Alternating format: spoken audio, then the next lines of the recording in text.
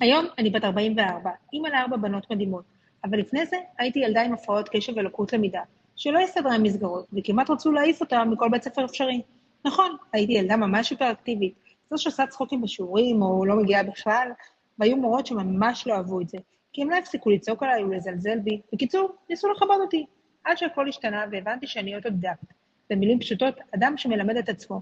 הבנתי על עצמי שאני מסוגלת לקחת אחריות. יש לי מיומנות למידה, והכי חשוב, יש לי גם צדדים רציניים. הבנתי שאני ההפך הגמור ממה שהחברה שדרה לי. מגיל צעיר מאוד, 14, הבנתי שאני רוצה לעסוק בתחום הטיפול והחינוך, כדי שילדים כמוני לא יפלו בין הכיסאות. כבר בתיכון התנדבתי בבית חם לילדים בסיכון, ועם השנים כבר ממש התחלתי לעסוק בזה. הבנתי שרק מי שחווה את התסכול והקטלוג יכול לעזור לבוגרים ובוגרות החשים את אותם תסכולים. אז נכון שהפרעת קשב ולקות למידה גורמת איתה עוד הרבה קשיים, כמו חוסר הערכה עצמית, התפרצויות זעם, אימפולסיביות, אבל ברגע שאנחנו לומדים לקבל את עצמנו, האתגרים הופכים להיות קלים יותר. אנחנו מנצחים את העולם, כי אין משמעות למה שאחרים אומרים עלינו, אלא מה שחשוב זה מה אנחנו אומרים לעצמנו.